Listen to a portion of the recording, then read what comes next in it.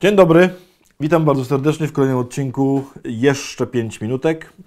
Dzisiaj będzie historia i ciekawostka o jeżyku. Aczkolwiek nie chodzi mi o tego jeżyka przez samorzet, tylko o jeżyka przez RZ. Chodzi o ptaszka. No, ma bardzo ładną w ogóle nazwę, taką łacińską, bo nazywa się Apus apus.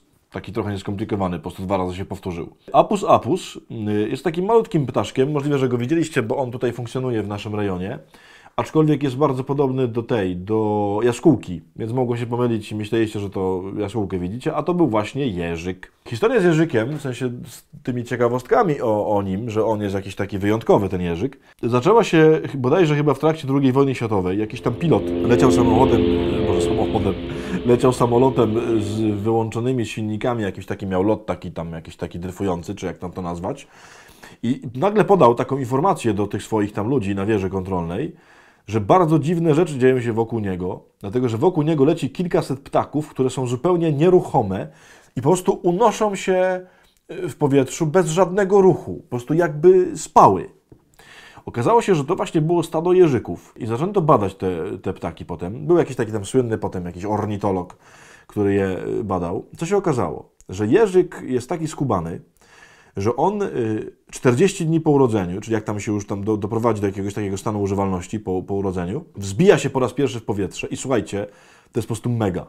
Leci bez lądowania, bez przystanku, bez żadnego kontaktu z ziemią od 2 do 4 lat. Po prostu tyle lata bez przerwy. Nigdy się nie zatrzymuje. Dopiero gdzieś tam właśnie po 3-4 latach one tam na chwileczkę lądują, bo tam budują jakieś gniazdo, czy coś tam sobie budują. A tak to po prostu latają non-stop kilka lat. Jeżyk potrafi w locie wszystko robić. W sensie śpi, normalnie kilka godzin śpi w locie. Nawet kopulują w locie jeżyki. Dlaczego tak się stało? W sensie jakby co jeżykowi pozwoliło na tego typu funkcjonowanie? Otóż jeżyk dokonał niezwykłej miniaturyzacji różnych wystających swoich, że tak powiem, przedmiotów, które ma na sobie. Pierwsza rzecz to jest dziób. Jeżyk ma najmniejszy spośród zwierząt dziób, on ma chyba 9 czy 10 mm. Tam jest też taka specjalna szczelina w tym dziobie, dlatego że jeżyk po prostu karmi się lecąc i słuchajcie, to jest w ogóle niewyobrażalne.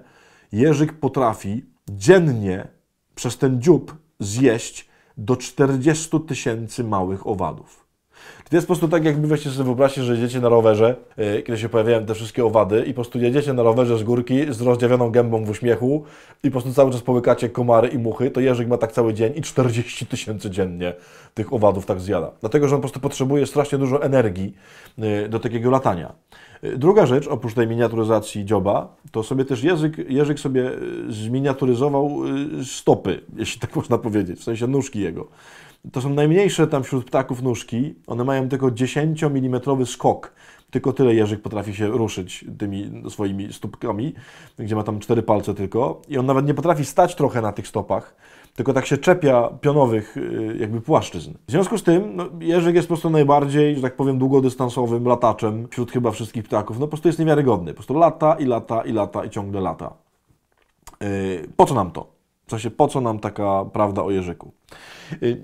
Nie chodzi mi wcale o to, że powinniśmy żyć właśnie w nieustannym ruchu, aktywności, dynamice, wszystko robić po prostu w biegu i tak dalej. No tak w ogóle żyjemy. Nie w tym rzecz. Chodzi o to, że żeby zachować w życiu energię, zachować taką dynamikę, zachować wolność też, no bo ten jeżyk, który lata, jest po prostu cały czas wolny. On lata w przestworzach, nieustannie jest na swobodzie, nie zatrzymuje się na żadnych rzeczach. Zobaczcie, że do tego jeżykowi była potrzebne było wyzbycie się zbędnego balastu, wyzbycie się wszystkich niepotrzebnych, wystających części jego skonstruowania. O co chodzi? Każdy z nas ma w życiu mnóstwo rzeczy, kupę rzeczy, które nas spowalniają i zatrzymują, dlatego żeśmy sobie wymyślili, że musimy je mieć, musimy je nosić, musimy w nich żyć i tak dalej. Otóż chciałbym, żebyśmy dzisiaj pomyśleli, co jest takim balastem, taką kulą u nogi, czymś takim, co nas spowalnia. I uwaga, bo to od razu wiem, że już sobie niektórzy pomyśleli, zaraz będzie, to mój mąż jest takim balastem i powinnam go wyrzucić. Ja nie o tym mówię. Mówię o tym, co ty sama w sobie zrobiłeś takim balastem. różne twoje pragnienia, o których sobie mówisz, bez tego nie mogę żyć, różne twoje przyzwyczajenia, nałogi, różne rzeczy, które po prostu robisz, którymi się karmisz, które nieustannie zatruwają twoje życie, bo mówisz, ja bez tego nie będę mógł funkcjonować. Nieprawda. Właśnie o to chodzi, że gdybyś się prawdopodobnie pozbył większości, albo chociaż części tych rzeczy, to nagle by się okazało, że jest wielka wolność w tobie. Może przywiązanie do różnych rzeczy jest w tobie takim zniewoleniem. Mamy Adwent i mamy się w tym Adwencie też rzeczywiście jakoś chociaż trochę napracować nad różnymi rzeczami. Pomyśl dzisiaj bardzo konkretnie, co jest takim balastem? Co jest tym czymś, że nie możesz wznieść się w górę, że nie możesz latać? Co powinieneś zostawić? Jakie przyzwyczajenia, przyjemności, nawet cudowne i dobre, ale takie, które cię spowalniają, trzeba wreszcie wyrzucić. Cytat na dzisiaj, bardzo prosty. Księga proroka Jonasza, bo tam jest zdanie, które po prostu dotyka w punkt właśnie tego. Marynarze rzucili w morze ładunek, który był na okręcie, by uczynić go lżejszym. Z tym zdaniem chciałbym, żebyśmy dzisiaj chodzili.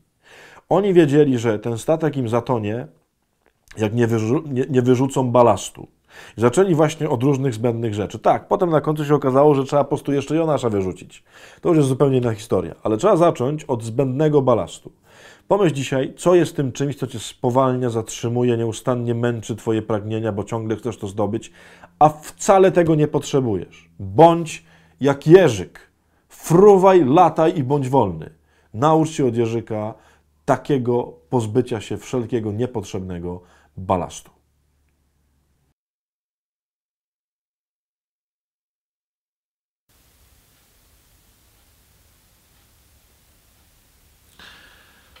Masz papier, please. A było to słychać, myślisz? Co? Ten.